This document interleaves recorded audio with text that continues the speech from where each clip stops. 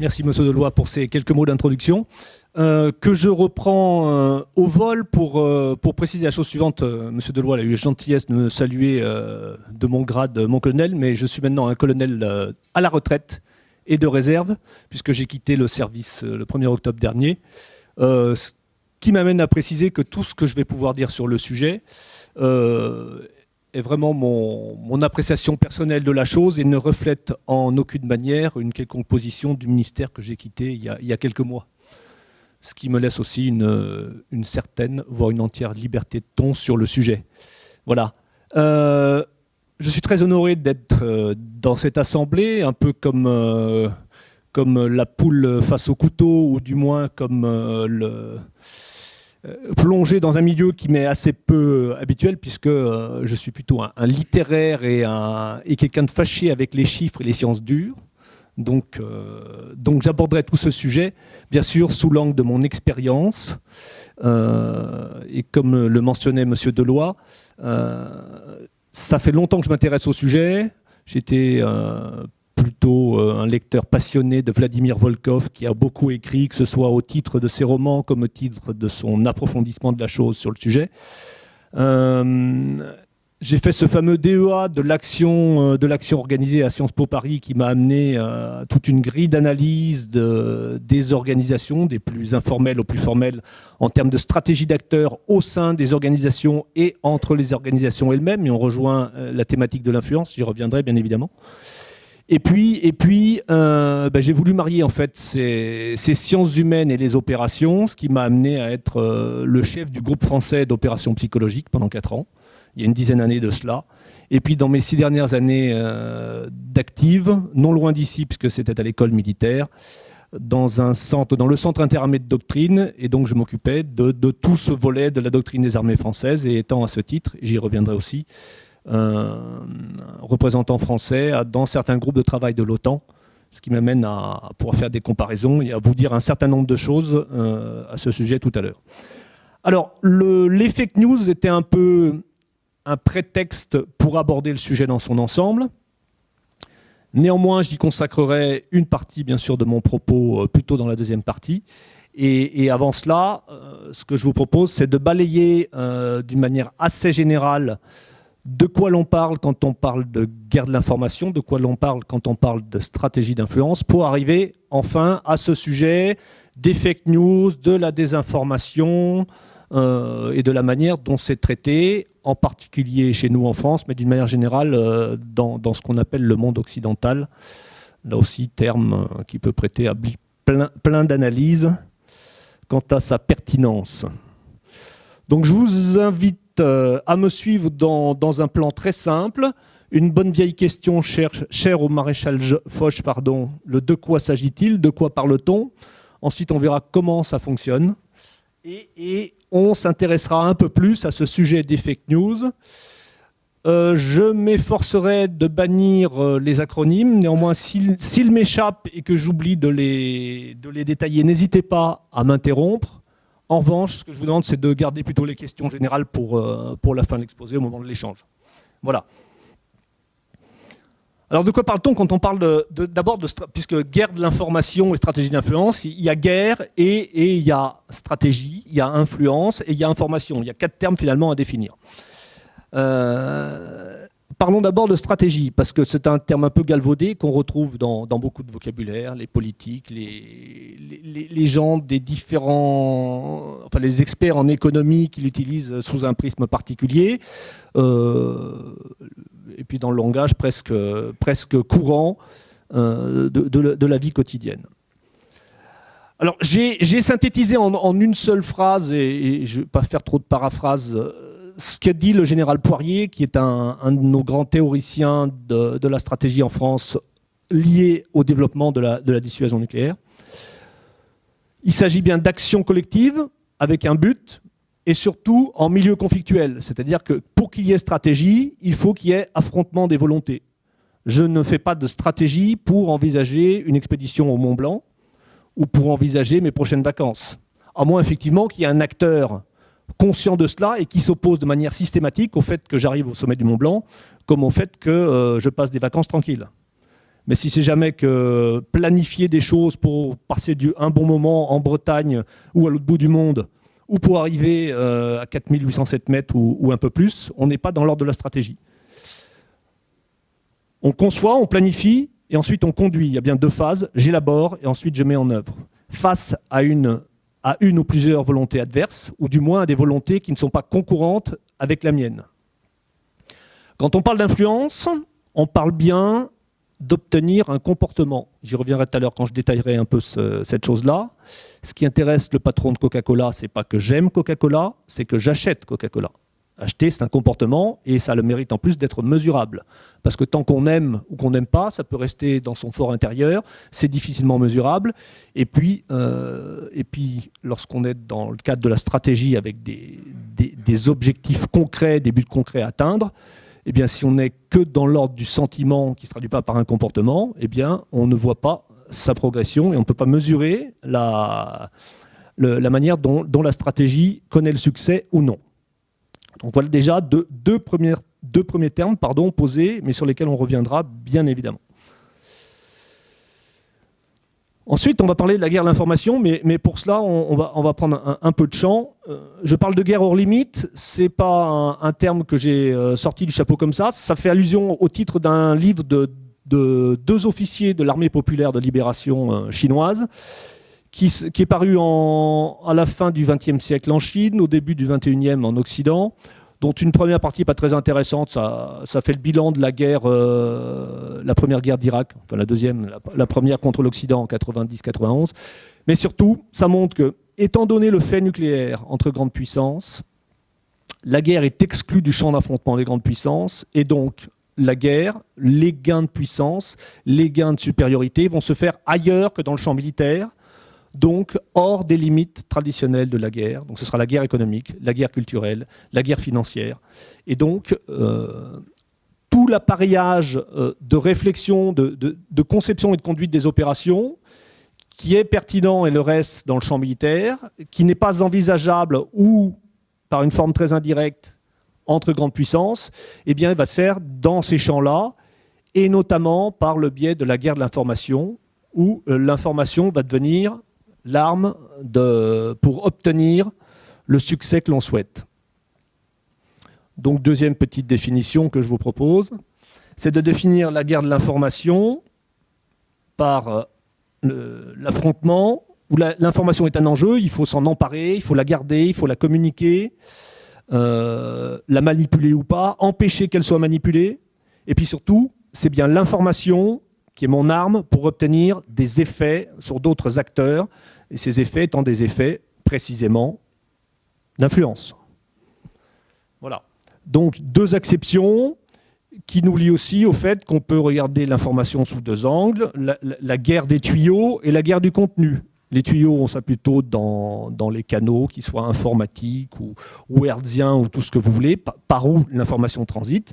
Et la guerre du contenu, c'est bien la guerre du signifiant ou du signifié par l'information dont il est question. Et on sera plutôt dans les champs cognitifs, et on va encore revenir un peu plus tard sur ce sujet-là.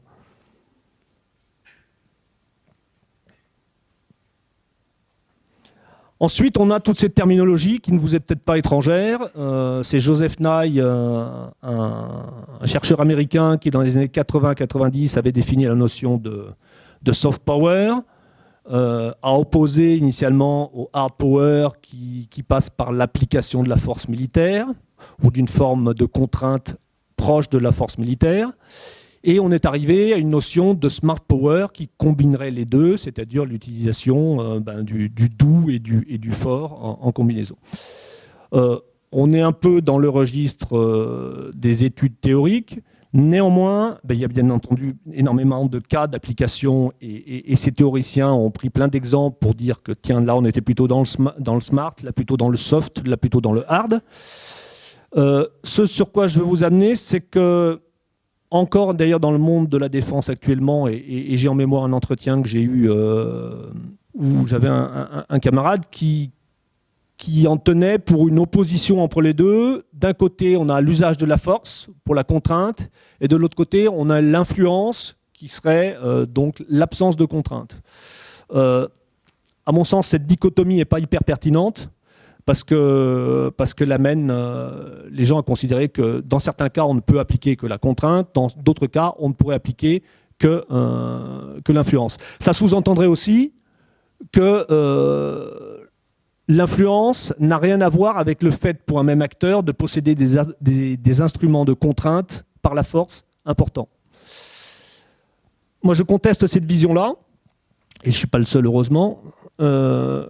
Je vois plutôt la chose sous la forme d'un continuum qui va de la plus extrême adhésion sans contrainte, de la part d'un acteur à ce que je dis, à l'autre bout, la plus grosse force de contrainte sans adhésion de cet acteur.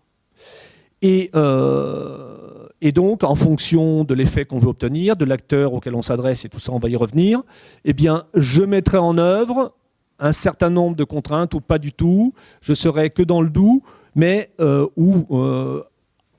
en montant aux extrêmes, que dans l'application de la force. Mais entre les deux, il y a une infinité de positions, et on est bien sur le positionnement d'un curseur avec une plus ou moins forte intensité d'influence ou de contrainte. Sachant que, à quelques exceptions près, et c'est vrai qu'on peut en citer, il y a des pays qui sont assez fortement influents d'une certaine manière, je pense à la Suisse sur le plan économique et financier par exemple, avec très peu d'instruments de contrainte. Néanmoins, dans la plupart des cas, les pays qui ont une forte influence sur la scène internationale, quand bien même ils utilisent essentiellement l'influence sans recourir à la contrainte, il y a toujours dans leur boîte à outils finalement, puisqu'on est dans cette logique-là, et je vais y revenir après, dans leur boîte à outils, des outils militaires de contrainte et de puissance qui, même si on ne les utilise pas, sont en filigrane dans la vision que les autres acteurs ont de l'acteur qui veut les influencer. Et donc, séparer totalement les deux me paraît complètement artificiel.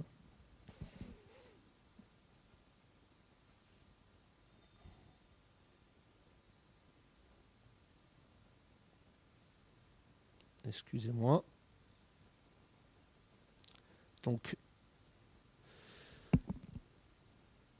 alors pour enfoncer le clou, et pour mieux faire comprendre ce que je viens de dire, on part de l'idée que, et ce n'est pas une idée, parce que c'est en fait finalement c'est l'observation du réel qui nous amène à la conclusion suivante, que toute action, quoi que je fasse, j'envoie un message. Bien sûr, un discours, toute une action de propagande sur Internet ou par quelque média que ce soit envoie un message et c'est conçu comme tel. Mais le fait de déployer un groupe aéronaval quelque part, le fait d'exporter tel type d'armement vers tel acteur, ou au contraire de prescrire par exemple un embargo, envoie un message, que ce soit à l'acteur, bien évidemment, vis-à-vis duquel cette décision est prise, mais que ce soit aussi vis-à-vis de tous les acteurs qui vont avoir vent de cette action et vont en déduire quelque chose sur ma position à moi-même qui décide de cet embargo, comme sur l'acteur vis-à-vis duquel c'est décidé. Donc toute action envoie un message, qu'on soit dans l'ordre du discours politique, de la diplomatie, du développement technologique, de l'économie. Là, pour l'économie, il y a un pipeline qui est pris comme exemple pictural. Pensez à tout ce qui est sur la scène internationale en ce moment en termes de discussion vis-à-vis des projets russes de Nord Stream, de développement des gazoducs vers l'Europe de l'Ouest, tout ce qu'il y a pu avoir comme débat avec le South Stream vis-à-vis de la Turquie et une partie de l'origine des affrontements en Syrie. L'idée, c'est qu'on assure la cohérence de l'ensemble de ces actions au travers d'un message qui est défini dès le début vis-à-vis des auditoires. On peut lire la chose dans l'autre sens. L'unicité du message sur le fond doit se traduire par la cohérence des actions, de manière à ce que tous les auditeurs derrière, qui recevront, qui assisteront, qui percevront plus exactement ces messages et ces actions, comprennent la cohérence de celui qui les a décidés. Alors vous allez me dire ça et dessiner ça, il n'y a pas besoin de sortir de Saint-Cyr ni de l'école de guerre, ça paraît assez évident. Là où ça se corse, c'est que nos petits hommes gris, ils ne sont pas tous gris en fait. Il y en a qui sont verts, c'est-à-dire qui sont plutôt favorables à notre action au départ et dans la durée. Il y en a un certain nombre qui vont être neutres par rapport au sujet qui est en cause, soit qu'ils ne soient pas du tout ils se sentent pas directement concernés par ce dont on parle, ou au contraire, qui attendent un peu que les choses évoluent pour se positionner dans le sens du vent, plutôt dans le sens de leurs intérêts. Et puis ensuite, il y a bien sûr ceux qui sont opposés à notre action, quelle que soit l'origine de cette opposition. Et donc, bien évidemment, le même message, s'il est brut de fonderie, sera perçu différemment par ces trois types d'acteurs, et ils auront des conclusions divergentes et potentiellement qui ne correspondent pas à notre intention initiale du message véhiculé. Là où ça se corse encore, c'est que ces acteurs, ils n'ont pas tous les mêmes lunettes. Il y en a qui ont des lunettes en triangle, d'autres en carré, d'autres en étoile. Qu'est-ce que j'entends par lunettes? J'entends les représentations du monde, la Weltanschauung, la manière dont on comprend les choses, la culture particulière, les valeurs, tout ce qui est psychologie sociale, qui est ce qui me donne mes normes et mes repères culturels, selon que je suis un homme, une femme, que j'habite au milieu de l'Asie, en Amérique du Sud, ou dans les pays nordiques. Je ne vois pas le monde de la même manière. Donc un même message, s'il n'est pas adapté à ma paire de lunettes, je ne vais pas nécessairement le percevoir de la manière dont souhaitait celui qui l'a envoyé. Cela veut dire que pour concevoir ces actions et ces messages, il va falloir que je passe par une phase d'analyse poussée de la manière dont les gens perçoivent les choses. Alors là aussi, rien de bien nouveau, parce que le marketing, en termes commerciaux, pour vendre un produit, il y a toute une analyse qui relève de la même logique, même si elle ne traite pas nécessairement les mêmes paramètres. Donc double difficulté, amis, ennemis, neutres, et puis les références culturelles et la grille de lecture de ce que font les gens, qui n'est pas la même, et qui rend compliqué cette unicité du discours et cette adaptation des messages portés aussi bien par les actions que par les discours en direction des cibles.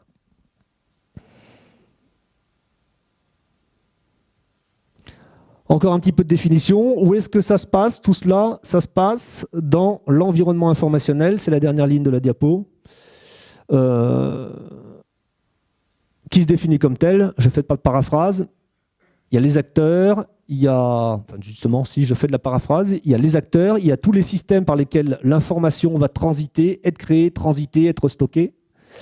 Et il y a ce triple prisme pour l'étudier, de l'aspect cognitif, on est plutôt dans les acteurs humains, de l'aspect virtuel, on considère plutôt les systèmes d'information au sens software, et bien sûr les aspects physiques, qui concerneront aussi bien le fait que le lien entre le physique et l'humain, l'information dans une haute vallée de l'Afghanistan, ne naît pas, ne se transmet pas et ne se lie pas de la même manière que dans une favela au Brésil ou dans le 9-3 en région parisienne.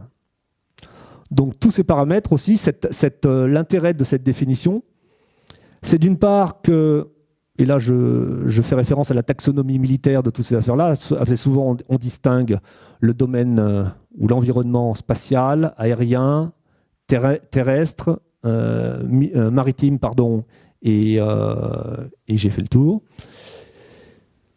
L'intérêt de cette définition de l'environnement informationnel, ça montre bien que ça enveloppe, ça transperce tous les autres environnements. Dès lors qu'il y a de l'humain, donc des acteurs, et une information qui est stockée ou qui circule, on est dans l'environnement informationnel. Donc finalement, c'est un environnement englobant qui est un champ d'affrontement en soi et qui interpénètre tous les autres.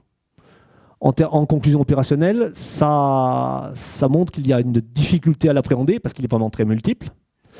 Ça montre aussi la nécessité de l'appréhender. Or, pour rester toujours dans le champ militaire, les armées occidentales en sont à des degrés de maturité sur le sujet extrêmement variables. De même que les armées des plus grandes puissances, je pense à la Russie et la Chine. Et là, la grille culturelle, les fameuses lunettes, sont aussi importantes en termes de perception des enjeux liés à cet environnement informationnel.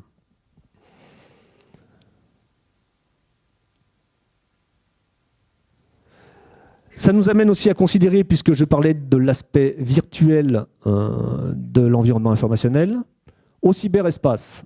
Vous savez que c'est quelque chose qui est vraiment maintenant reconnu comme un enjeu majeur dans le développement des outils stratégiques de la France notamment. avec notamment le dévoilement la semaine dernière par la ministre des Armées du fait que la France maintenant disait officiellement qu'elle était prête à faire de la lutte informatique offensive.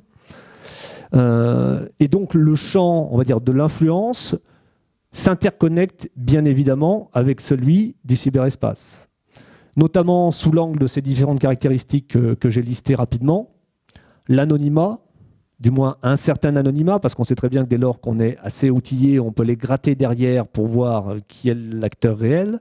Néanmoins, ce qui est lié à l'anonymat, c'est toute la difficulté d'attribution des actions, que ce soit des actions techniques comme des actions d'influence. Derrière les avatars, en fonction de l'outillage dont dispose l'acteur, eh bien c'est difficile de dire tiens, c'est les Russes, ou c'est Daesh, ou c'est la NSA. Ensuite, le fait qu'il n'y ait pas de frontières, ou du moins que les frontières soient floues. On est bien d'accord que dès lors qu'on considère l'aspect physique d'Internet, les serveurs, le câble, c'est lié à des territoires physiques. Donc forcément, à un moment ou à un autre, on est dans des espaces de souveraineté de certains pays. Et donc, là, il y a de la frontière. Mais apparemment, et de toute manière, l'information qui part de tel endroit peut très vite, en fonction du véhicule linguistique notamment, si on est dans des langues, on va dire planétaires, l'anglais, l'arabe, l'espagnol, le français, eh bien ça peut aller et avoir des effets à l'autre bout de la planète très rapidement, en très peu de temps. Donc on est dans de la rapidité et dans une forme d'universalité. Sous l'angle de la conflictualité toujours, l'asymétrie, dissymétrie, symétrie, on a toutes les situations. Depuis l'activiste isolé qui va s'en prendre à une multinationale, là on est complètement dans l'asymétrie, à la PME qui va prendre un déluge d'attaques informationnelles par le grand groupe qui est intéressé à la racheter à vil prix. On sera plutôt dans la dissymétrie, jusqu'à la symétrie entre la Russie et les États-Unis, par exemple. Une autre caractéristique qui est très importante et qu'on retrouvera lorsqu'on parlera de nos affaires de fake news, c'est le fait que, et ce qui différencie fondamentalement ce médium des médias traditionnels hertziens, télévision, radio, etc., et même les journaux, c'est que n'importe qui derrière son ordinateur est à la fois récepteur, créateur, amplificateur potentiel de l'information.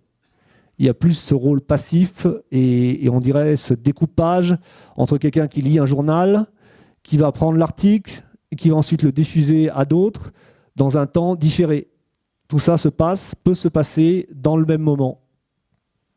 Et donc on assiste à une forme de vulgarisation de la création de l'information et une forme de démocratisation de celle-ci, et on y reviendra là aussi quand on parlera de la désinformation et des fake news.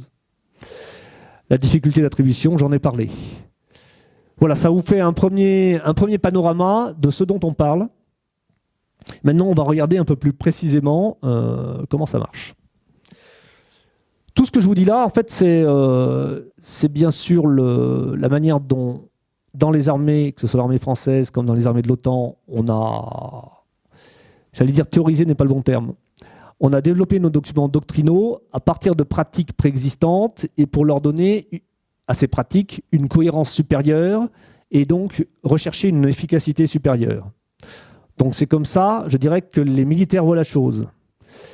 Il n'empêche que la façon dont c'est appréhendé, que je vous ai brièvement brossé, on la retrouve chez les acteurs économiques, chez les acteurs culturels, dès qu'il y a de l'affrontement avec un stratège qui a quand même un peu travaillé son sujet et qui connaît, disons, qui recherche les bonnes pratiques pour être efficace dans le champ de l'affrontement informationnel.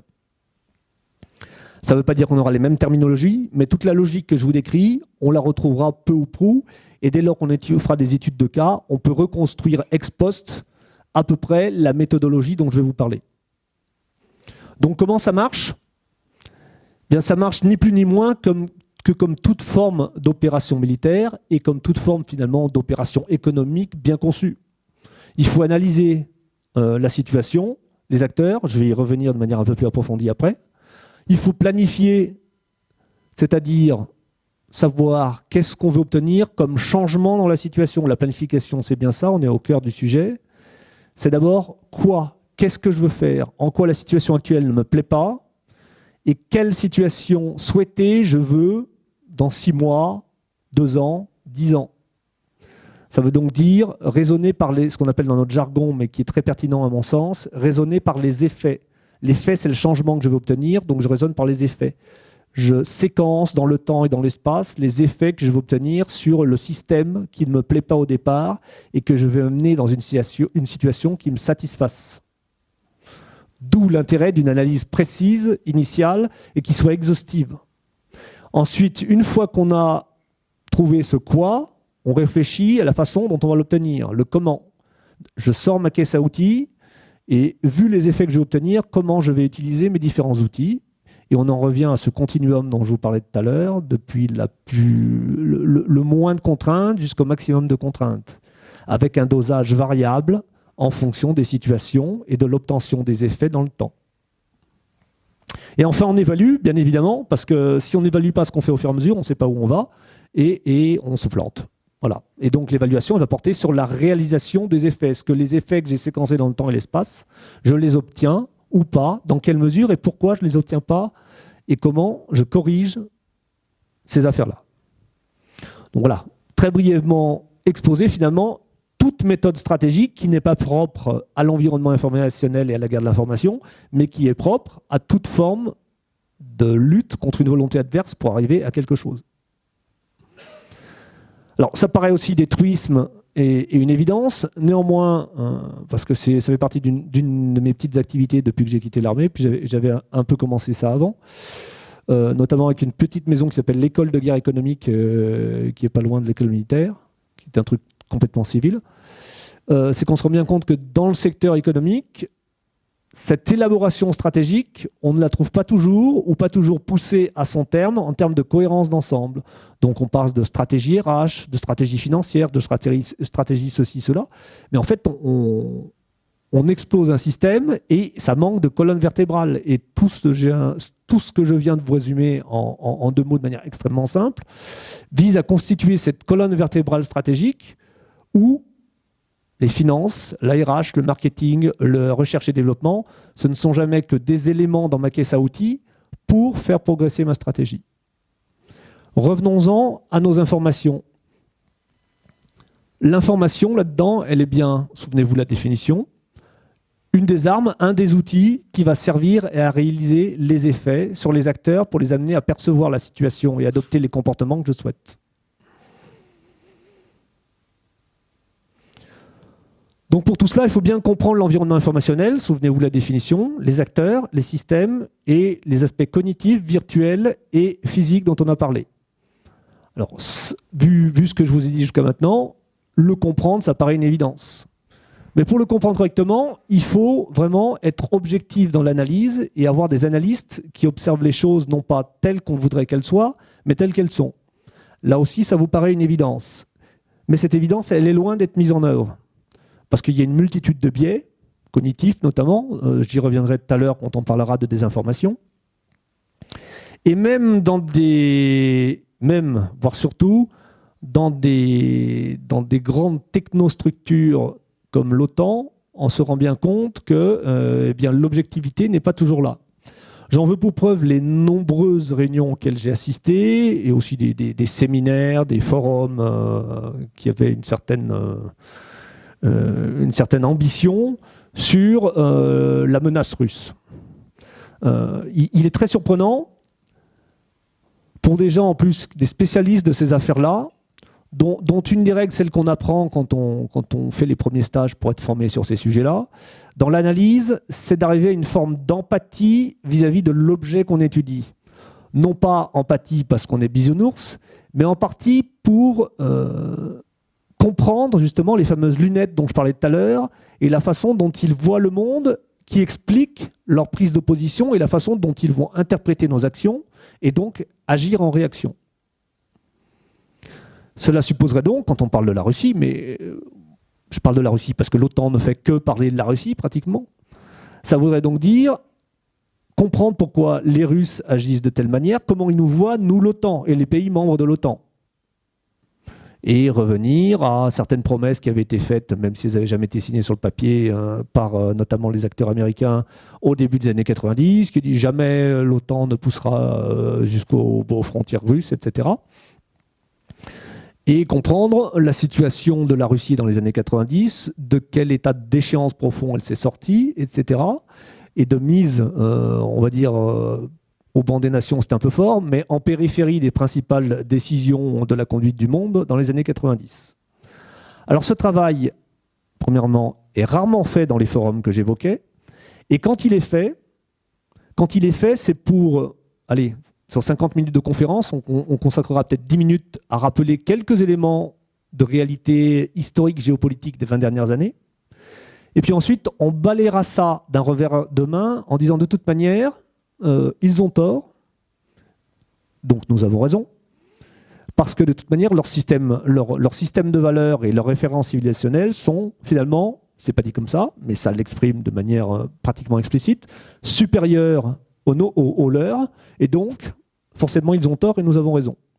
Donc il y a une forme enfin, moi j'y vois, je suis peut-être un peu extrême dans la façon de le dire, mais je le dis, et je l'avais dit, j'avais fait remonter l'information dans ce sens-là à l'époque. Il y a une espèce de forme d'autisme de notre part, on va mettre notre entre guillemets, l'Occident officiel, quant au modèle qu'il représente et à la manière dont il peut être accueilli.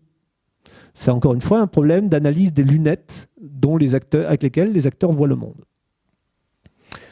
Et c'est dangereux, bien évidemment, parce que si on comprend pas l'autre dans le détail, si surtout on n'est pas capable de se regarder dans le miroir pour se dire « Tiens, avec telle paire de lunettes, je peux être vu comme ça », et c'est vrai que vu comme ça, je ne suis pas forcément très sexy, et on n'a pas forcément envie de trouver un terrain d'entente avec moi. C'est fondamental, à mon sens.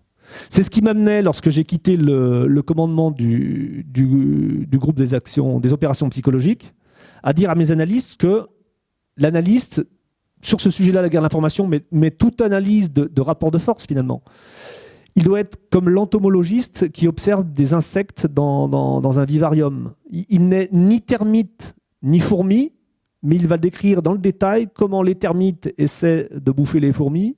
Je ne sais pas si les termites bouffent des fourmis, mais peu importe. Et comment, à l'inverse, les fourmis essaient de bouffer les termites. Pourquoi, comment, et avec quel résultat. Et puis à un moment, il va dire ça à quelqu'un au-dessus, et quelqu'un va lui dire « Ok, bien compris, maintenant tu es termite et tu vas me décagner les fourmis. » Mais si d'emblée on se met dans le camp des fourmis à essayer d'analyser les choses, eh bien forcément, il y a toute une part de la situation et des tenants aboutissants qui va nous échapper. Et donc, forcément, l'analyse va remonter avec des biais d'analyse déjà, et le chef, pour peu que lui aussi soit dans ses propres biais cognitifs, eh bien, va prendre l'analyse de l'analyste telle qu'elle, sans le recul nécessaire. Donc ça me paraît un des éléments clés pour la compréhension de la chose. Autre chose, qui dit compréhension de l'environnement informationnel, on a bien parlé de compréhension des acteurs. Les acteurs, ils interagissent entre eux, qu'ils soient amis, ennemis, neutres. Et forcément, moi, un des acteurs, si je veux comprendre ce qui se passe, il faut bien que je commence par faire un tour d'horizon pour voir tous les autres acteurs qui sont autour de moi. Bien souvent, dans les analyses qu'on peut lire sur ces sujets-là, et notamment sur cette guerre d'information qu'il y aurait entre la Russie et le reste du monde occidental. Je prends cet exemple parce qu'il me paraît emblématique. Je ne suis pas pro-russe ni pro-occidental, en l'occurrence dans cette affaire. J'essaie justement d'avoir un peu ce recul de l'analyste. Même bien souvent, on se rend compte que l'analyse, au lieu d'être faite à 360 degrés, elle est faite à 90, 120 degrés, mais qu'il y a plein d'autres interactions qu'on ne traite pas. Parce qu'on est encore sur des vieux schémas, à mon sens, où on a une forme de résurgence des vieux schémas de la guerre froide, alors qu'on a changé de paradigme et qu'on est dans un autre modèle d'interaction des acteurs. Et un de mes maîtres qui est en la matière, Christian Arbulot, que vous connaissez peut-être, le directeur de l'école de guerre économique, parle de relations alliés-adversaires. On peut très bien être allié avec une grande puissance occidentale sur le terrain militaire pour telle action, mais dans le même moment et sur le même théâtre, ce seront les mêmes qui nous tailleront des croupières pour essayer de récupérer des marchés. Donc on est dans cette logique allié-adversaire qui échappe, encore hélas trop, aux grilles d'analyse qui peuvent être faites sur ces sujets-là.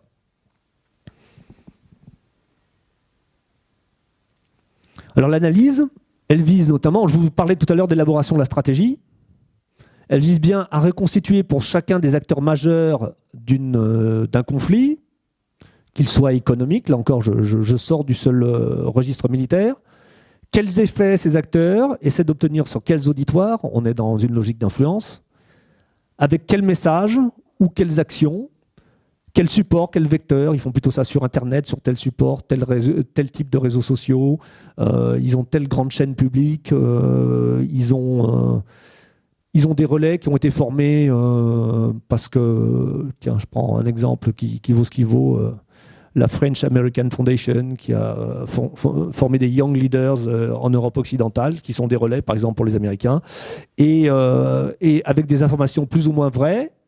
Donc ça, c'est leurs intentions, et il faut mesurer en même temps quels effets ils obtiennent effectivement. Ils ont mis en œuvre toute cette politique vis-à-vis de tel grand groupe, et est-ce que tel grand groupe, effectivement, s'est soumis à leurs règles ou pas, avec telles conséquences.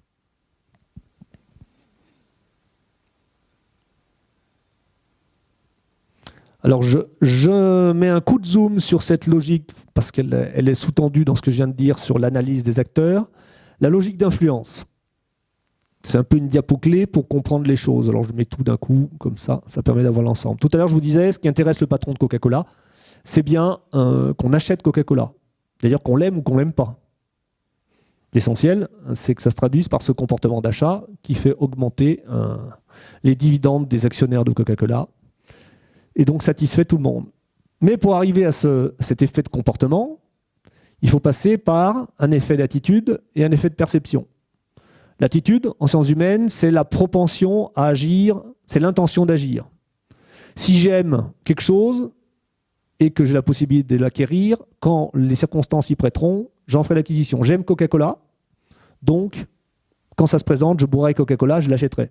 J'aime pas Coca-Cola, s'il n'y a pas de contrainte pour que je boive Coca-Cola, j'achèterai pas, je boirai pas, donc j'achèterai pas Coca-Cola. Au préalable, bien sûr, au départ du coup, il y a l'effet de perception, ou l'effet sur la perception, l'effet d'information, c'est-à-dire que Coca-Cola c'est bon, alors on est dans le registre à la fois, il y a le registre émotionnel, c'est bien parce que c'est jeune, c'est pas dangereux pour la santé. Donc on est en registre émotionnel, et puis il y a le registre rationnel, la démonstration peut-être par des enquêtes plus ou moins faussées de telle ou telle vertu du produit, sortons de Coca-Cola. Donc ça, c'est diffusé par tous les canaux nécessaires, et donc là il y a toute une étude en fonction des cibles qu'on se propose pour voir quels sont les meilleurs canaux, et on peut mesurer quelle part de l'information est restituée par les intéressés. Ensuite, l'effet sur l'attitude, c'est un peu plus compliqué à mesurer, parce que l'attitude, c'est d'abord quelque chose d'intérieur, de votre fort intérieur. J'aime ou j'aime pas. Tant que je ne dis pas à tout le monde que j'aime ou que je ne dis pas à tout le monde que j'aime pas, ça reste dans le fort intérieur. Pour des produits, pour une démarche commerciale, bien évidemment, les gens n'hésitent pas à dire ou pas s'ils aiment ou pas. Donc ça, c'est relativement facile à mesurer. Mettons-nous dans une situation conflictuelle, et je vous déroule très rapidement un petit exemple théorico-réel, on va dire, sur l'Afghanistan, par exemple. Si on a décidé en Afghanistan que telle action importante, du moins tel effet important dans une des zones où la France était, par exemple, je vais prendre la ville de Tagab, que le fait de remettre en marche le marché de Tagab une fois par mois, ça avait des chances de stabiliser les choses, parce que justement, c'était un lieu d'échange où les gens des hautes vallées de montagne pouvaient venir vendre leurs poulets et acheter des chapeaux qui viennent de Kaboul. Donc ça, on va le dire, on va leur faire savoir. On est dans des vallées, donc l'information, elle ne circule pas forcément de manière homogène partout. Il y a des endroits où là, on peut capter la radio, d'autres où on ne peut pas. Donc déjà, on va le dire sous plein de formes différentes. Par la radio, par des tracts éventuellement qu'on largue. Nos petits bonshommes qui crapahutent, au contact des villageois, vont faire passer ce message.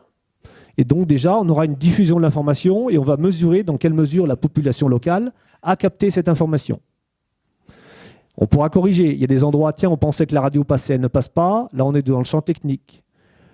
Il y a des endroits où on pensait que où les gens vont dire « Ah, mais de toute façon, nous, ça ne nous intéresse pas, votre truc. Et de toute façon, on a compris qu'on pourrait acheter des cochons au marché et nous, on ne mange pas de porc. » C'est bizarre, ce n'est pas l'information qu'on a donnée. Donc peut-être qu'il y a dans l'itinéraire de l'information, des acteurs négatifs qui ont intercepté cette information et qui l'ont rediffusée sous une autre forme vers leur auditoire final.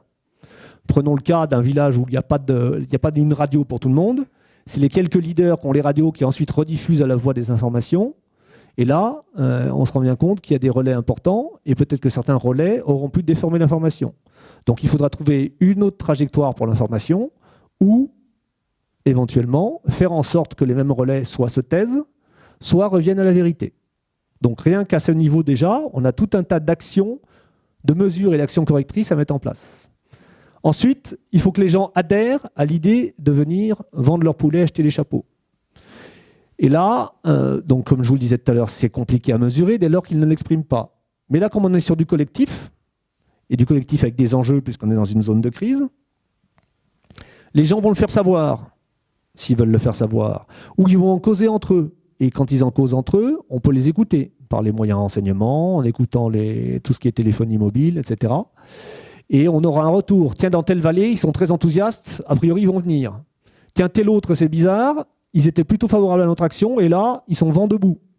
Donc il faudra étudier s'il n'y a pas un mauvais génie dans cette zone-là qui est en train de les chauffer pour leur dire, c'est hors de question qu'on aille à cette affaire-là, c'est un truc d'infidèle, on n'ira pas. Et là aussi, on peut faire des actions correctrices, soit sur le message lui-même, soit sur l'itinéraire du message, soit sur les relais qui modifient la nature du message et nuisent à l'obtention de cet effet. Et enfin, le jour J, et les jours J, puisqu'on espère que ça va se renouveler mensuellement autour de ce fameux marché, eh bien, il faudra que les gens qui voulaient venir puissent venir. Donc il y a toute une notion ici qui est très importante de contexte de l'action. C'est-à-dire que le passage entre l'intention d'action et l'action est lié au contexte. Autre façon de le dire, un certain nombre de spécialistes des sciences humaines contestent, là c'est pas le contexte, ils contestent le caractère systématique du passage de l'attitude au comportement. Et c'est vrai. Le passage de l'attitude au comportement est une question de contexte et de préférence, parce que là on parle du marché du poulet, mais si en même temps il y a un autre enjeu important et qu'il y a une décision à faire dans le fait que je ne peux pas à la fois aller acheter mes chapeaux et vendre mes poulets et faire l'autre chose, en fonction du contexte, c'est peut-être l'autre chose qui sera plus importante à ce moment-là, et ils ne passeront pas de l'attitude positive au comportement positif. Donc là aussi, pour celui qui est vraiment motivé dans l'obtention de l'effet de comportement, il va falloir créer le contexte. Et là, notre contexte est notamment sécuritaire, c'est-à-dire que si les insurgés, les talibans, ont dit si tu vas au ce marché-là, j'enlève ta femme ou je tue ton chien, bien, il va falloir faire en sorte qu'ils ne puissent pas le faire après de différentes manières. On les élimine ou on lance des rumeurs sur eux pour qu'ils soient discrédités, etc. Et puis le jour J, on va faire en sorte qu'il n'y ait pas de route piégée, qu'il n'y ait pas d'embuscade, on va établir le contexte sécuritaire qu'il va falloir faire perdurer après pour qu'il n'y ait pas de représailles. Donc il y a tout aussi cette logique de contexte. Et vous voyez bien qu'il y a une continuité entre la partie pure message, influence sans utilisation de la contrainte, et utilisation de la contrainte. Et en l'occurrence, la contrainte n'est pas utilisée sur ceux auxquels on demande d'agir dans un certain sens, mais sur ceux qui peuvent l'empêcher. D'où mon idée de tout à l'heure de continuum entre les choses plutôt que de rupture. D'accord ?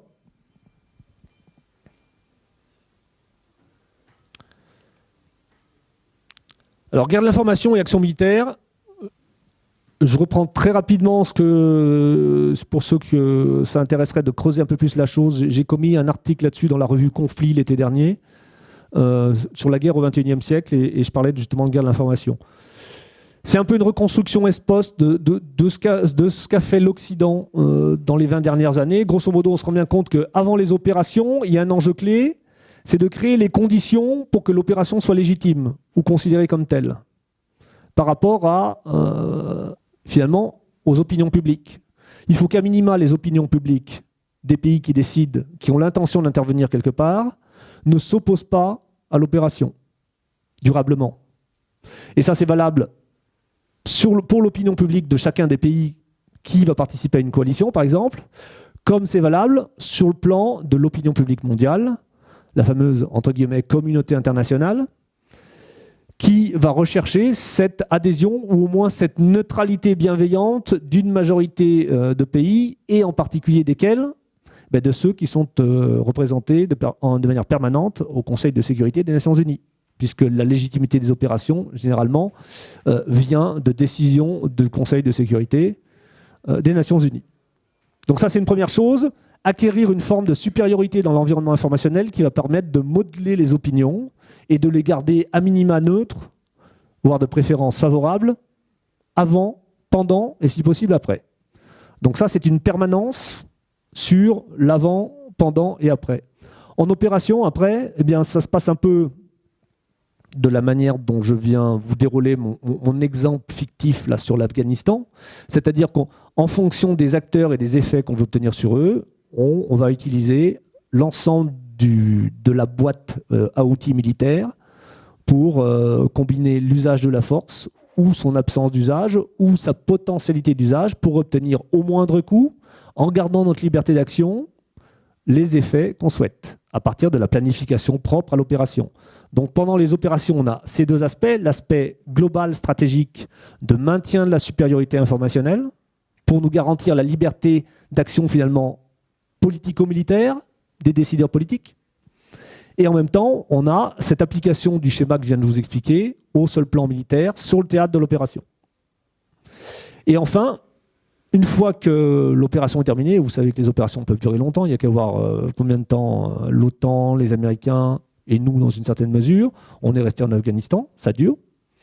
Et une fois que c'est terminé, eh bien, il y a deux choses. Il va falloir, dans un sens, optimiser les résultats de l'opération pour conserver cette espèce de suprématie informationnelle qu'on a recherchée initialement. Et finalement, on se rend bien compte que c'est une action permanente dans la relation aux opinions publiques mondiales. On se positionne en Occident comme un peu les exportateurs d'un certain modèle civilisationnel qui est jugé supérieur et enviable. J'en reviens à ce que je vous disais tout à l'heure sur l'analyse et la capacité de s'analyser soi-même.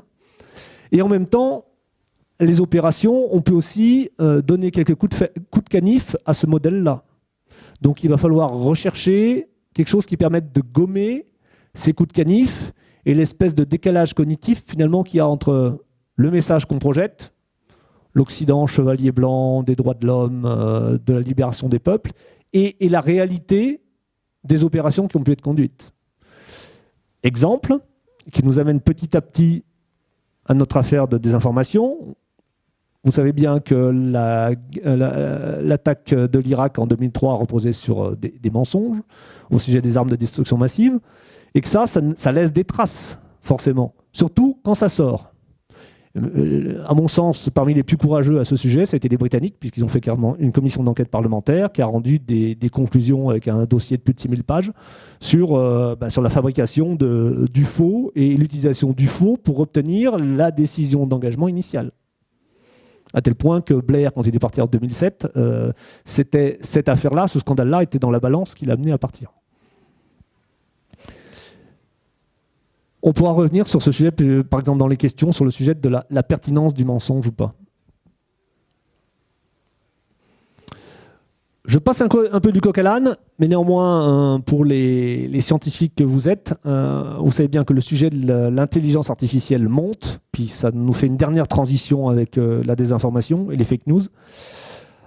Disais-je donc, le sujet de l'intelligence artificielle monte, vous êtes bien plus compétent à ce sujet que moi, mais dans notre affaire, c'est intéressant parce qu'on se rend bien compte qu'une partie de la désinformation actuelle repose sur des modifications de l'information qui nécessitent un appareillage technologique assez poussé, déformation des images, etc., des discours, bientôt on parle de déformation même des messages audio qui permettraient d'attribuer, en recopiant les voix, tel ou tel message à tel personnage alors qu'il n'a jamais dit ça. Et l'autre affaire, c'est lié à l'anonymat, la difficulté d'attribution, c'est que peut-être demain, un certain nombre d'outils automatiques qui apprennent eux-mêmes nous permettraient de distinguer le vrai du faux. Alors il y a pas mal de recherches qui sont faites là-dessus. Mais en fait, on est dans l'ambivalence complète. On rejoint la vieille lutte du bouclier contre le glaive ou de l'obus contre la cuirasse. Parce que ce qui est valable en termes d'intelligence artificielle pour démonter les faux va être tout autant à la disposition de ceux qui veulent faire des faux pour cacher leurs intentions. Donc finalement, je ne pense pas que ce sera un outil clé pour lever les faux. On va continuer dans un rapport, dans un même brouillard de la guerre, mais qui sera encore plus technologique que cognitif, et qui ne va pas finalement être quelque chose qui va faire peser la balance dans le sens d'une vérité qui serait plus facilement démontrable. Ceci donc nous amène petit à petit à nos affaires de fake news.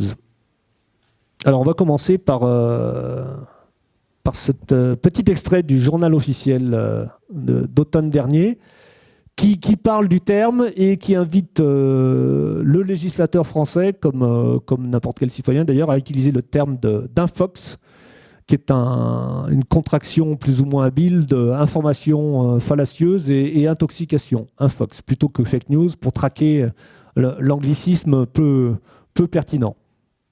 Bon, ça c'était plutôt à titre anecdotique.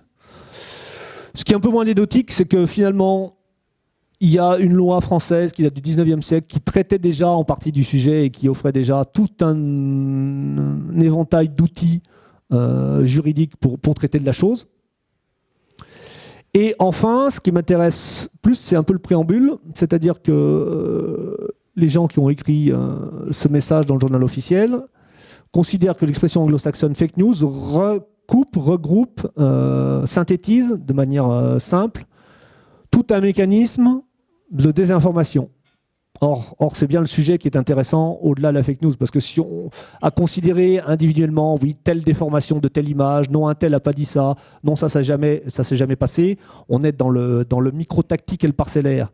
Ce qui est plus intéressant à mon sens, c'est de considérer en quoi ces signaux concrets d'action, de mensonges, relèvent d'une stratégie de désinformation derrière, et donc d'approfondir un peu la définition de ce qu'est la désinformation. Alors, on peut la définir comme ça, et d'ailleurs, approximativement, elle est définie comme ça dans les documents de doctrine de l'armée française, et pour cause, puisque c'est votre serviteur qui avait préparé la rédaction de la chose. Je vous laisse lire, et je vous mets tout de suite, d'ailleurs, en quoi la désinformation se distingue de la propagande. La propagande, elle est explicite. Elle a tendance à être répétitive, et puis on la lie assez facilement à un commanditaire. Quand on regarde, alors pour parler puisqu'on parle pas mal d'eux, et on va en reparler, des Russes et de certains articles de Sputnik, je pense, je veux le voir assez régulièrement, on voit bien qu'on est dans la mise en valeur de Poutine et de son système, et ça se voit que le nez au milieu de la figure.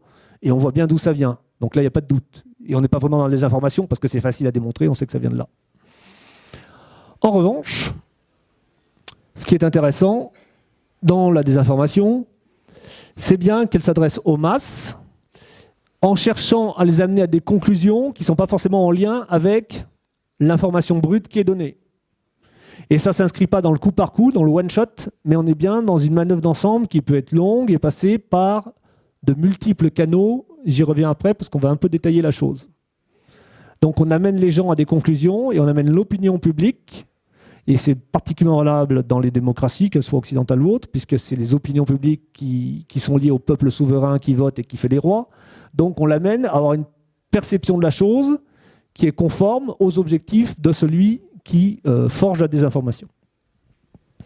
Pour vous donner une petite définition plus simple, hein, si vous voulez la retenir plus facilement, je m'en remets à un de mes maîtres, Vladimir Volkov, qui l'a défini de manière comme ça, de manière un peu plus synthétique. Alors rentrons un peu plus dans le détail. La désinformation, elle travestit les faits, elle les traite de manière multiple. On vous a mis tout un tas d'adjectifs sur la manière de traiter de la désinformation. On peut affirmer ou nier les choses. On peut, et ça c'est un des éléments clés, passer sous silence tout un ensemble de choses. Donc on mettra le zoom sur des faits et on ne parlera même pas de tout un tas d'autres choses qui permettront donc de faire valoir plus tel fait pour amener les gens à des conclusions sur l'autre chose finalement.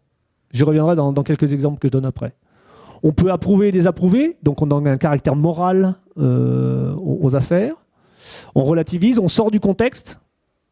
Au contraire, on dit énormément de choses sur le contexte pour noyer le poisson et faire que finalement le fait en soi, qui est extrêmement répréhensible, finalement, il est plus ou moins justifié.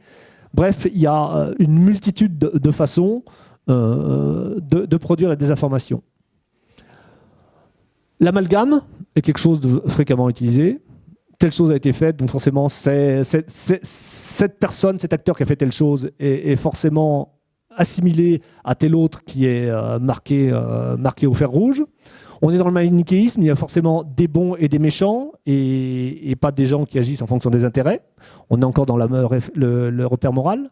Et on est souvent dans la stigmatisation, c'est-à-dire qu'on va afficher sur le front de ceux qui contestent la désinformation, ou même de ceux qu'on veut dénigrer, un certain nombre d'étiquettes qui permettent de les sortir du jeu et de les disqualifier.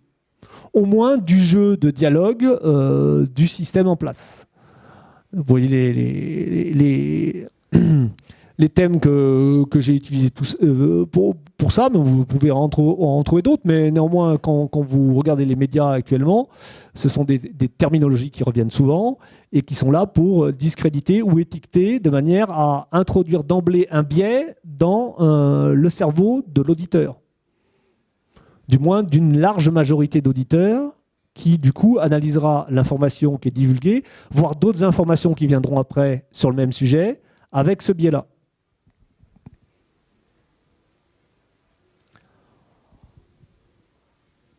Alors, dans les techniques utilisées, bien sûr, j'ai parlé depuis tout à l'heure des biais cognitifs, et il y a un certain nombre, ils sont au nombre de 5, qui ont été inventoriés par les gens qui s'intéressent aux sciences humaines, qui en fait finalement tournent tous essentiellement autour du biais de confirmation. C'est-à-dire que j'ai déjà telle analyse sur tel sujet et je vais voir toutes les autres informations derrière en les passant d'abord au filtre de mon analyse préalable, sans nécessairement retourner aux sources et avoir la démarche de décortiquage de l'information qui fasse abstraction de ce biais initial. Et en fait, si on détaille tout l'ancrage, disponibilité, attribution, etc., on tourne autour de ce biais-là, qui est le biais de qu'est-ce que je sais déjà sur le sujet et qui me convient intellectuellement ou émotionnellement. Et en fait, quand les choses arrivent, qu'elles me sont présentées de manière qui se rattache à ces biais déjà, à ma manière d'analyser, eh bien, je vais le prendre comme argent comptant au lieu de le remettre dans une analyse rationnelle de l'information. L'utilisation, bien évidemment, de la rumeur, la mise en place l'exploitation de caisses de résonance qui vont permettre à l'originateur de l'information, dans le cadre de la désinformation, d'être relativement discret et de compter sur une caisse de résonance, quelque chose qui fasse écho, de manière à ce qu'on ait l'impression que l'information vienne de là alors qu'elle vient de lui. Alors les facteurs de succès, pour que tout ça marche, ils sont multiples. Moi, j'y vois l'évolution des médias d'information vers des médias plutôt d'opinion, qui, au lieu de décortiquer l'information et de décortiquer les faits, vont leur affecter une valeur idéologique, morale ou autre. L'apparence de pluralité, on a bien vu que dans la définition de la désinformation par rapport à la propagande, c'est bien cette pluralité, au moins apparente, qui permet de faire passer les choses pour autre chose que de la propagande. Si vous avez une multitude de chaînes qui apparemment sont sur des registres différents et qui finalement d'une manière ou d'une autre véhiculent le même message, ça donne l'apparence de la pluralité alors qu'on est un peu dans le psittacisme, la répétition du perroquet. Mais ce n'est pas immédiatement perceptible, là où une chaîne comme Sputnik, pour reprendre encore elle sans la stigmatiser, on voit d'où ça vient et il n'y a pas d'apparence de pluralité. La langue de bois, l'inversion, la signification des mots, il y a eu beaucoup de choses écrites là-dessus. Souvenez-vous des lectures, des relectures de George Orwell à ce sujet. Si on lit Volkov aussi, sa petite histoire de la guerre de la désinformation, il s'est livré à un truc assez amusant. C'est une espèce de tableau à 4 colonnes avec des formes de phrases toutes faites. interchangeables. Et alors c'est un petit peu moins vrai, je pense, dans les années 80-90, on avait vraiment ce type de discours-là. Il y a moyen d'aligner des phrases complètes qui ont un certain sens, mais pas beaucoup plus que si on croise les mots dans un autre sens. Et c'est une espèce de gloubi-boulga qui finalement ne véhicule pas beaucoup de sens. La façon dont fonctionnent les médias commerciaux, je veux dire médias commerciaux pour ne pas dire mainstream, c'est-à-dire ceux qui appartiennent à des entités économiques qui sont là pour faire du business. Il faut aller vite, il faut gagner de la part de marché pour attirer les annonceurs. Donc on est dans une logique de scoop. On est dans une logique de beaucoup de journalistes à salaire pas très élevé qui doivent faire de la production, donc ils vont choper l'information la plus facile à récupérer, la dépêche d'agence, et qui vont la copier-coller pratiquement d'un média à un autre, sans nécessairement approfondir.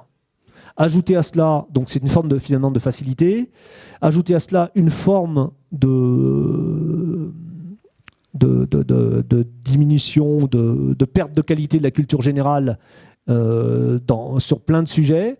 Eh bien, vous avez, et enfin les biais idéologiques du monde médiatique, mais tout le monde a des biais idéologiques, bien évidemment, eh bien, ça contribue aussi à un manque de vérification de l'information, une forme de copier-coller et une forme de participation à ce phénomène de caisse de résonance, faute d'analyse et de recul par rapport à l'information qu'on traite.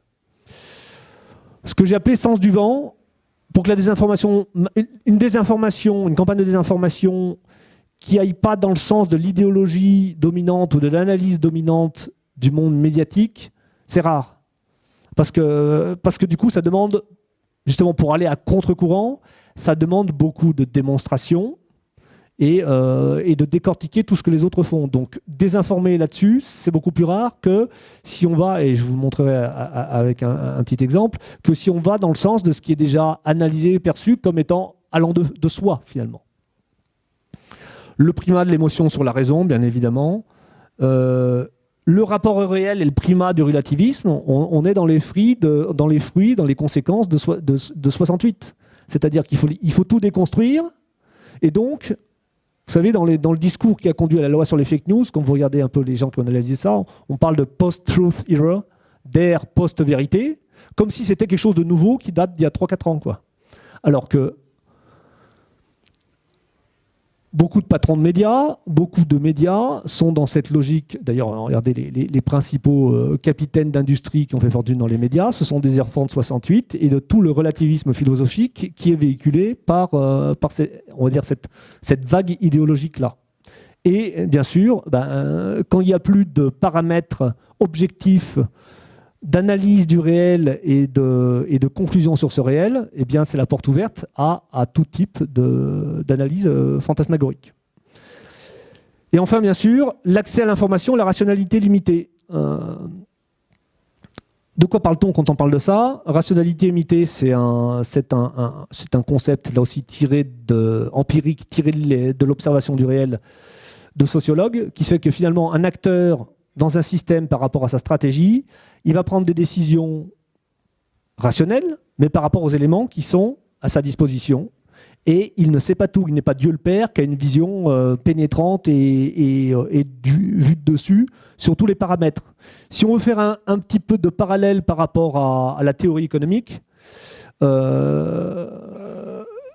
savez que le marché de concurrence pure et parfaite, il se définit notamment par le fait que tous les acteurs de l'offre et de la demande ont à leur disposition en permanence toutes les informations. Or, c'est impossible. C'est une impossibilité humaine, technique, etc. On est un peu dans la même logique, finalement.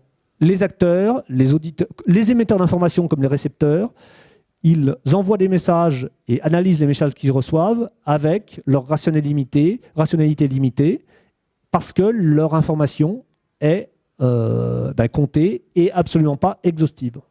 Donc tout ça mis bout à bout, vous croisez tout ça, vous vous rendez bien compte qu'il y a la désinformation déjà un terrain de jeu extraordinaire, parce qu'il y a plein de facteurs aggravants, du moins favorables, qui sont encore amplifiés par le cyberespace et la façon dont fonctionnent les réseaux sociaux.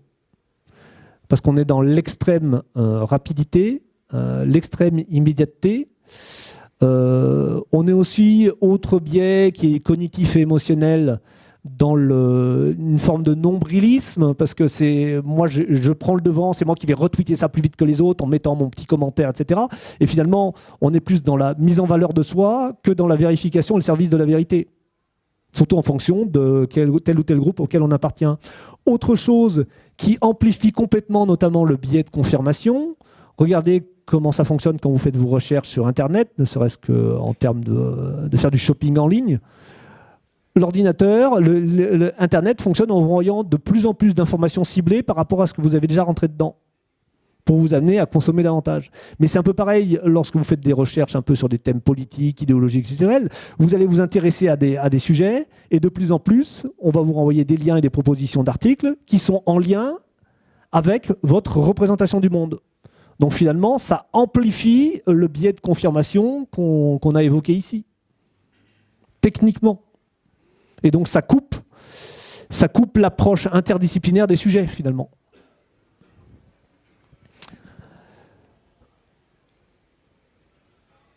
Bon, c'est ce que je viens de dire, et du coup, on a effectivement un phénomène d'auto-intoxication. Alors, quelques exemples du plus connu au moins connu, du moins récent au plus récent. Cette affiche, ça vous dit quelque chose ? C'est vieux, hein, ça date du milieu des années 90, c'est un peu plus de 20 ans.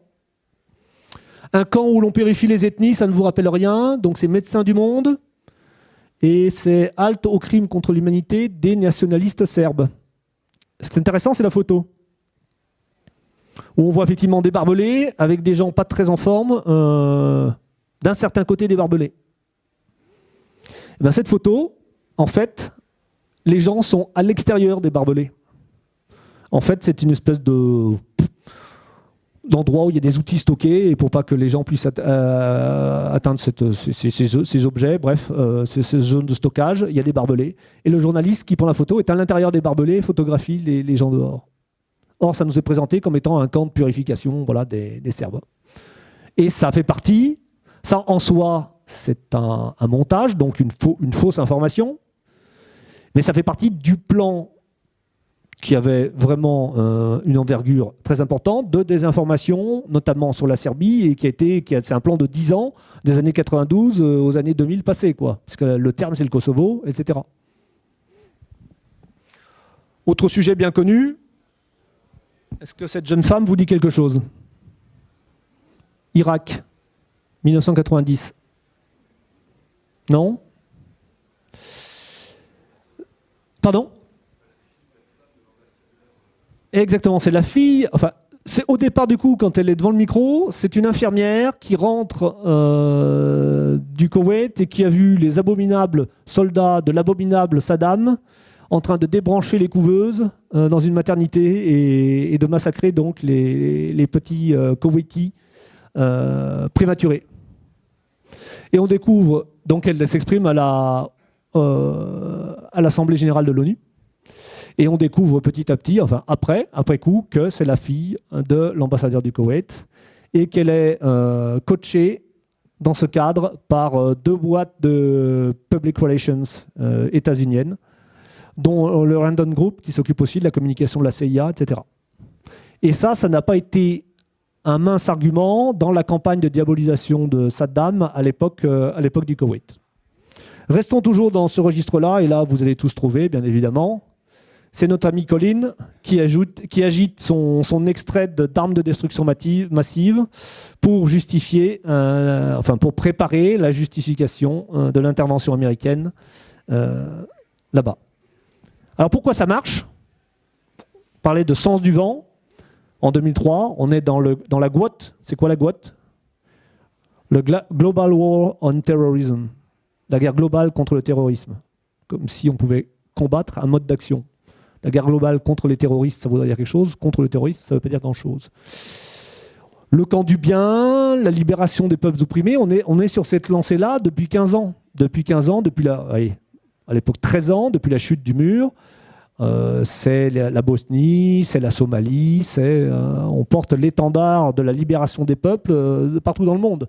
Donc dire que Saddam, qui a déjà, et là j'en passe là, qui a déjà gazé son peuple, qui a fait la guerre à l'Iran dans les années 80, la guerre au Koweït ensuite, etc., et qui ne dessert pas, soi-disant, la férule pendant les années 90, stocke encore des armes de destruction massive, d'autant plus qu'il en a eu, eh bien c'est dans le sens du vent.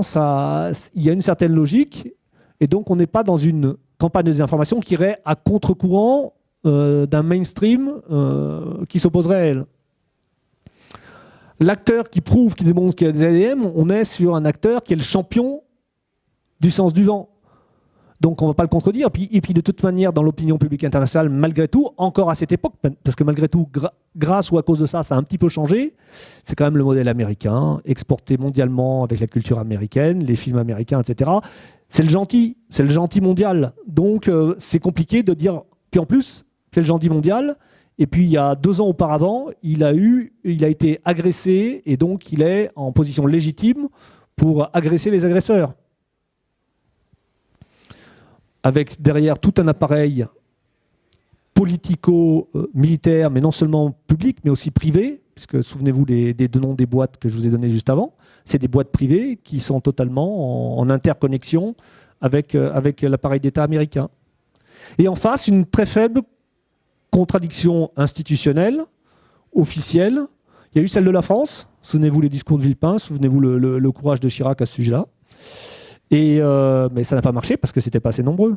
À côté, il y avait notamment nos amis les Grands-Bretons, et on a déjà évoqué le cas de M. Blair tout à l'heure. Donc les conséquences, vous les connaissez pour le Moyen-Orient. Et après, pour la crédibilité des intéressés, je vous en parlais tout à l'heure, est-ce que le mensonge paye ? Pardon ? À court terme, oui, c'est sûr, parce que finalement, celui qui arrive avec la plus grosse histoire, qui arrive à la faire croire par tout le monde, il gagne quoi ? Un facteur toujours stratégique primordial que j'ai répété au début, c'est la liberté d'action. Je m'aménage un espace de manœuvre où je suis libre, j'ai les coulées franches. Et donc, du coup, il peut, en l'occurrence, là, il peut envahir l'Irak, reformater une partie du Moyen-Orient. Ça a marché. Alors après, on peut gloser indéfiniment sur l'état de chaos actuel. Est-ce que c'est accidentel? Est-ce que les Américains sont plantés? Ou est-ce qu'en soi, le chaos n'est pas un objectif stratégique? Ça, on n'est pas là pour discuter de ça, mais c'est une question qu'il faut se poser. Néanmoins, donc le mensonge a payé, puisqu'il a permis de faire tout ce qu'on a fait là-bas, tout ce qu'on, en l'occurrence les États-Unis et consorts, ont fait là-bas depuis 15 ans maintenant. Et finalement, est-ce qu'à terme, ça cesse de payer? Alors, ça dépend auprès de quel acteur ça paye. Moi, j'ai quand même l'impression que nos mémoires démocratiques occidentales sont courtes. C'est-à-dire qu'on passe à quelque chose d'autre après, et ça se perd. Il n'y a qu'à voir l'affaire de la Libye, il n'y a qu'à voir l'affaire de la Syrie. On a les mêmes acteurs qui déforment plus ou moins la réalité pour mettre des pieds dans la porte et obtenir des gages. Alors petit à petit, je pense qu'effectivement, il y a une forme de sédimentation de la mémoire, une sédimentation cognitive collective des opinions publiques et des peuples, qui fait qu'il y a peut-être un moment où on atteindra un seuil où les choses ne prendront plus du tout. Je ne sais pas si on l'a encore atteint, là aussi on pourrait en discuter indéfiniment. Néanmoins, il faut retenir que même si le mensonge après permet d'associer le fait que un tel ment, donc je vais éviter de l'écouter, à un instant T, il permet un gain, et que si ce gain est stratégique, eh bien, les acteurs n'hésiteront pas à recourir à ce mensonge pour obtenir ce gain. Alors après, on peut évoquer des cas beaucoup plus récents. Là, on n'est pas tant dans la campagne massive de désinformation que dans l'utilisation de mensonges ponctuels, ou d'analyse biaisée, parce que s'inscrivant dans un champ informationnel peut-être lui-même biaisé sur tel ou tel sujet. Alors, vous avez peut-être suivi ça, fin août. Donc il y a eu un homicide, d'ailleurs on n'en parle pas trop, parce qu'après on parle essentiellement de chasse aux étrangers en Saxe, à Chemnitz de mémoire.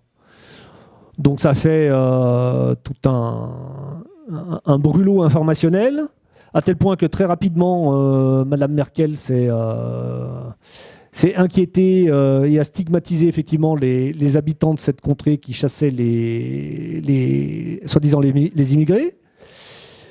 Ce qui permet au passage de passer pratiquement sous silence finalement le fait initiateur, qui était qu'un Saxon d'origine avait été zigouillé par des migrants en situation irrégulière, et de porter évidemment une estocade à toute cette famille de pensée qui s'insurge du fait migratoire incontrôlé.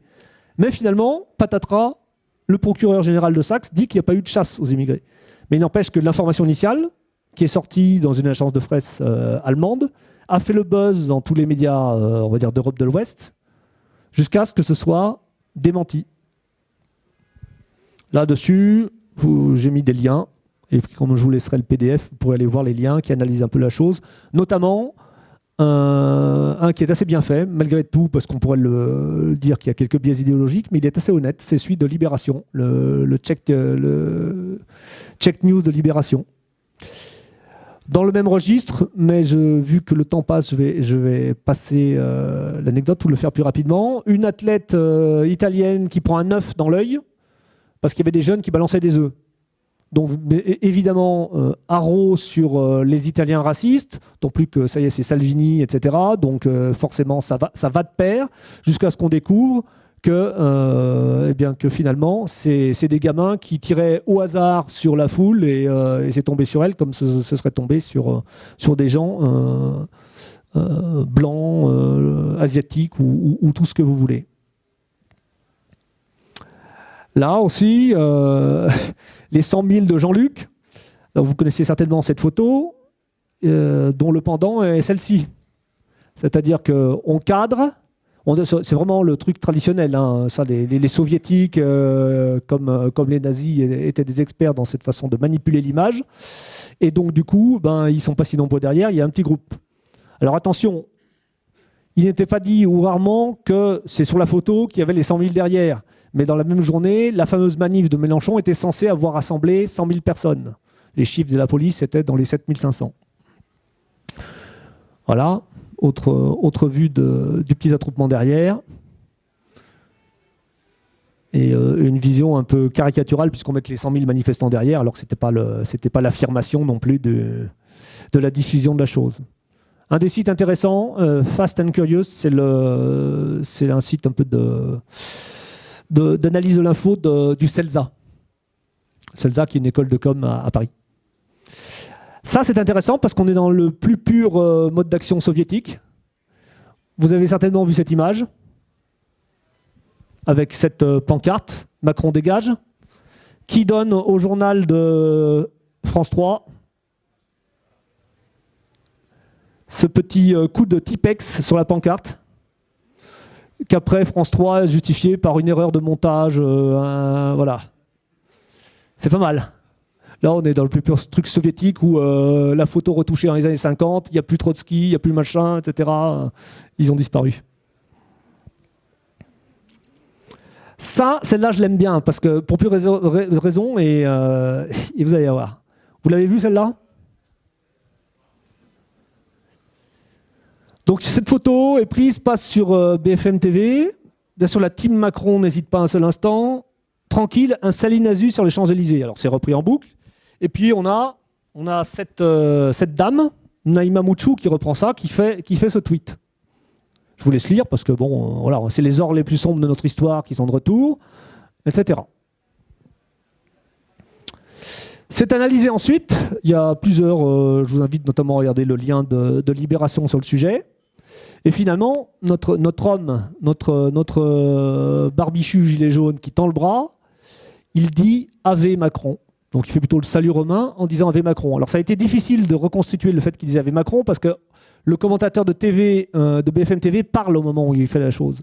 Mais les gens de Libération, ils sont allés voir des gens qui travaillent sur l'aspect cognitif, le fait de lire les messages sur les lèvres, etc. Et on voit bien dans le mouvement des lèvres du gars qui dit « V Macron ». Donc a priori, c'est « Ave Macron ». Voilà. Ce qui est intéressant là-dedans, particulièrement intéressant, c'est ça. Qui est cette dame? Ça vous dit quelque chose? Naïma Mouchou. C'est la députée LREM, rapporteur de la loi sur les fake news. Extraordinaire quand même. Ça vaut son pesant de cacahuètes. Le tweet, il a été effacé très rapidement dans les heures qu'on suivit. Mais heureusement, il a été capturé par certains. Mais ça vaut son pesant de cacahuètes. C'est-à-dire que la personne en charge de porter la loi contre les fake news se jette dedans à la première occasion dans le cadre d'un enjeu politicien, du parti qu'elle représente par rapport à une situation sur la scène intérieure française. C'est assez saisissant.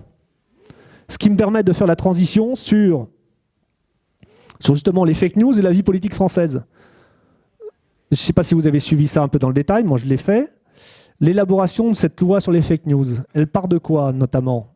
Elle part du scandale que fait le président nouvellement élu sur le fait que la Russie se serait mêlée de la campagne présidentielle française en soutien d'un candidat en particulier. Et justement, c'est absolument inadmissible. En plus, ça fait écho avec ce qui s'est soi-disant passé aux États-Unis, avec le Brexit, avec tout ça. C'est la main du Kremlin est partout, grosso modo. Étude du CNRS. 0,081% des tweets relatifs à la campagne sont basés sur des fake news. Est-ce qu'on ne fait pas grand bruit pour rien? Surtout si après, c'est pour dénoncer des saluts nazis qui n'existent pas. Parce que c'est les mêmes. Alors entendons bien, je fais cette précision tout de suite, je ne fais pas de politique partisane. Là, je démonte quelque chose de mon œil d'expert, entre guillemets. Je ne prétends pas tirer des conclusions gravées dans le marbre, je formule des hypothèses par rapport à un ensemble de faits que je remets dans l'ordre par rapport à la logique de guerre de l'information. Vous voyez, donc ça, c'est pas des lapins de 6 semaines, c'est pas des journalistes qui ont fait la truc, c'est des scientifiques du CNRS qui ont étudié de manière systématique 60 millions de tweets.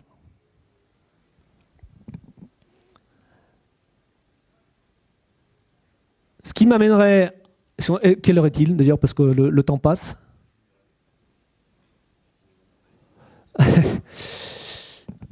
Là, je suis dans l'hypothèse. Je reconstitue ex post ce qui me paraît être une opération de désinformation, liée à ce qu'on vient de dire. La manière dont je la vois. Et là encore, je m'en fous, parce que je suis ni Fillon, ni Macron. Donc ça m'est égal. Mais ça me paraît bizarre en termes de guerre de l'information, ce qui s'est passé. À mon sens, il y a 3 effets principaux dans la campagne électorale telle qu'on l'a vue, qui sont ceux-là. Je parlais bien d'effets, vous savez, pour planifier une stratégie, on définit des effets. La cible est mise en posture défensive, perd sa liberté d'action. Toujours le même facteur, liberté d'action. Quand j'ai les coudées franches, je peux faire des choses. Quand je suis tenu par la main, c'est raté. Et donc, je suis beaucoup moins stratégique que quand j'ai les coudées franches. Son concurrent gagne en liberté d'action, son ou ses concurrents d'ailleurs, gagnent en liberté d'action et prennent l'ascendant. Et le peuple souverain, finalement, comme il y a un black sheep dans le troupeau, bah, son choix est limité. Déjà, on va écarter celui-là. Et donc, en soi, l'affaire Fillon, c'est pas de la désinformation. C'est tout simplement de la déstabilisation par l'information. On balance des infos et effectivement, il y a un gars qui se retrouve, il prend une béquille et il va avoir mal tout le long du chemin. Donc, modelage par l'offensive médiatique, qu'est-ce qu'on recherche comme effet? L'électorat doute de la légitimité et de la crédibilité du candidat.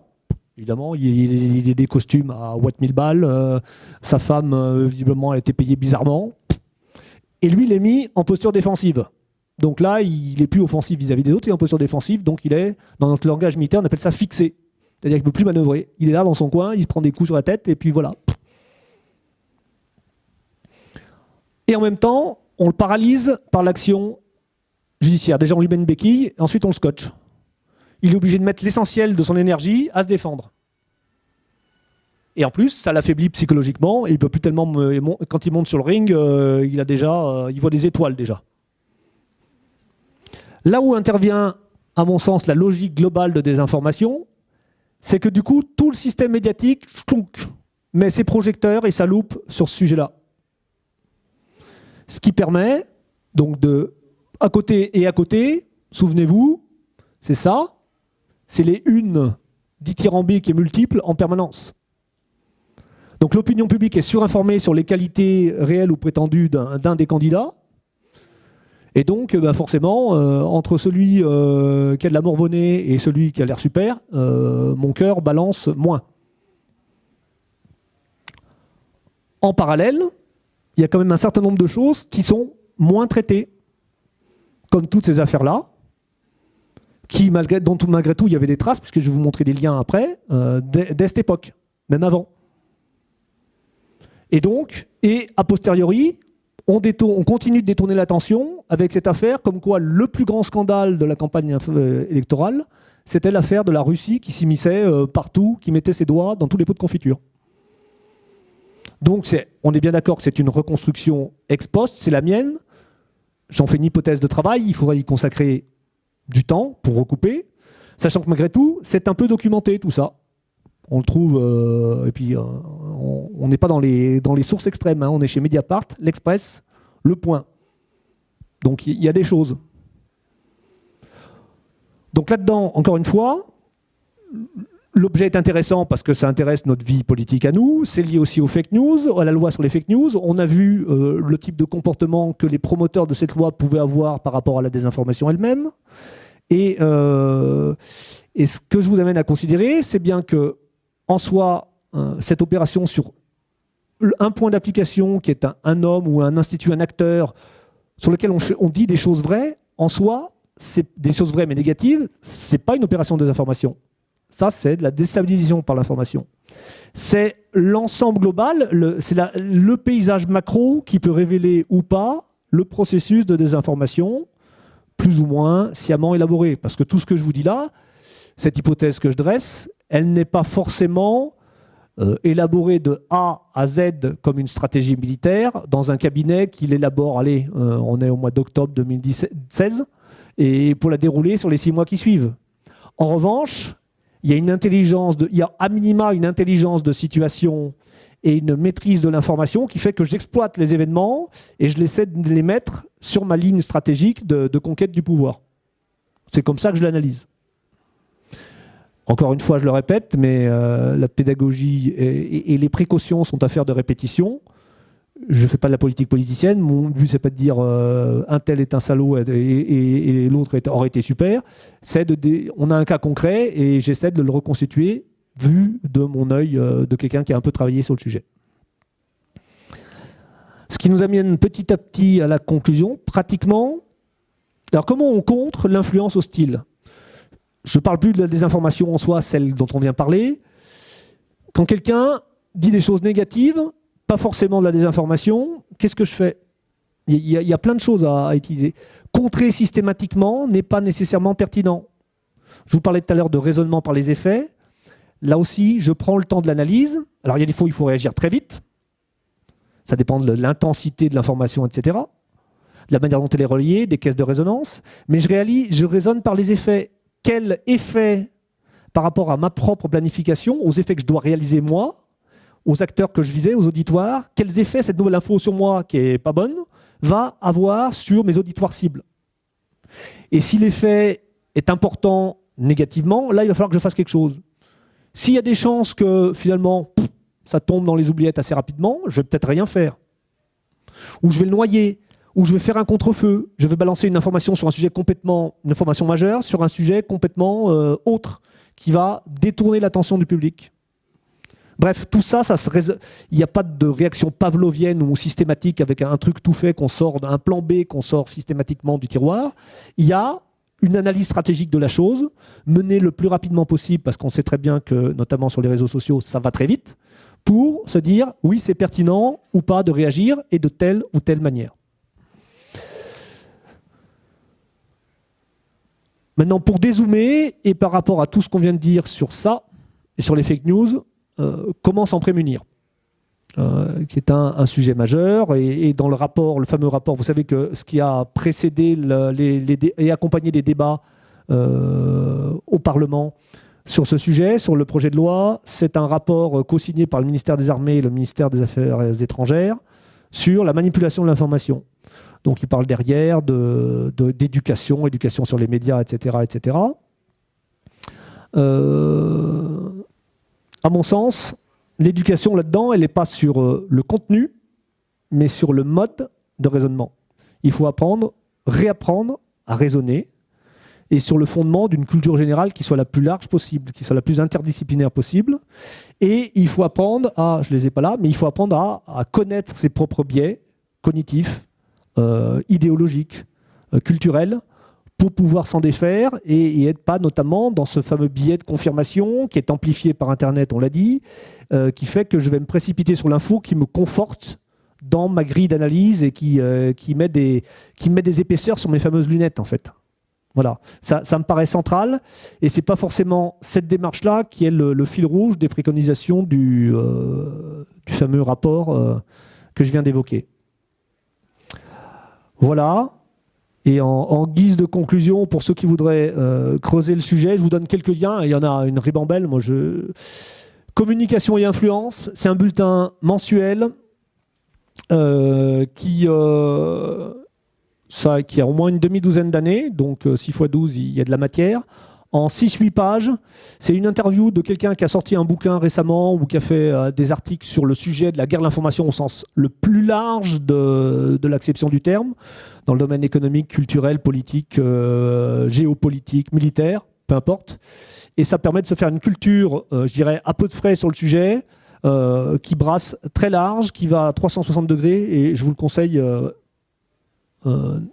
avec ferveur.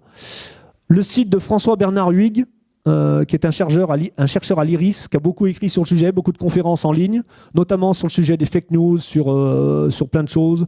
Il fait tout un développement sur le complotisme qui est très intéressant. Le site Infoguerre, qui est le site tenu notamment par Christian Bilot, le directeur de l'école de guerre économique, avec beaucoup de contributions sur le sujet, plutôt sous l'angle économie, affrontement économique et géoéconomique. Les crises, qui est alors c'est tenu par Olivier Berruyer, est plutôt de culture économique, mais il fait un travail très honnête de décortiquage des informations qui se veulent comme mainstream. Il a bien décortiqué la crise ukrainienne, il a décortiqué plein de choses, notamment, on parlait tout à l'heure du montage de la loi sur les fake news. Au mois de juillet, il y a une petite officine belge qui a fait un début d'analyse dont la thèse, il voulait prouver que parmi les caisses de résonance, notamment des tweets sur Benalla, il y avait une majorité de gens qui étaient en lien avec des intérêts russes, ou du moins qui avaient une vision russophile du sujet. Donc Twitter, qui finance le laboratoire, lui a filé des centaines de milliers de tweets, et ils ont carrément sorti des listes nominatives. Donc les gens se sont plaints à la CNIL, etc. etc. Mais, ils n'ont pas démontré ce qu'ils voulaient démontrer complètement. Mais c'est intéressant comme démarche, là aussi. On est pratiquement dans le fichage. On n'est pas loin d'être dans le fichage politique, en fait. Sous le prétexte de démontrer des liens supposés entre telle ou telle tendance qu'on veut stigmatiser. Donc ça, les crises, là, notamment... décortiqué dans le détail, mais sur plein de sujets, vous trouvez plein de ressources, notamment des retours en arrière sur l'affaire de l'Irak, sur plein de choses. Et enfin, le site consacré à Noam Chomsky, vous le connaissez tous, j'imagine. C'est un des grands penseurs américains sur le sujet de la désinformation, un des contributeurs importants du monde diplomatique, notamment, et il est très intéressant à lire. Un grand classique, Petite histoire de la guerre des informations. Et puis, quelque chose de très intéressant, par deux spécialistes des sciences humaines, des psychosociologues, Beauvois et Joule, qui ont publié, qui en sont déjà à la 3e édition de leur livre. Ils font pas mal de vidéos sur le sujet sur Internet, qui montrent comment, finalement, ce dont on a parlé d'un point de vue un peu macro, eh bien, on le vit dans notre vie de tous les jours, dans les relations professionnelles, même dans les relations familiales et domestiques, avec quelques clés de compréhension, et je dirais aussi quelques clés de mise en œuvre pour être plutôt du bon côté de l'influence que du mauvais. Bon, voilà. Ceci termine mon propos, qui est assez dense, vous m'en excuserez, mais du coup je suis à l'écoute de vos questions.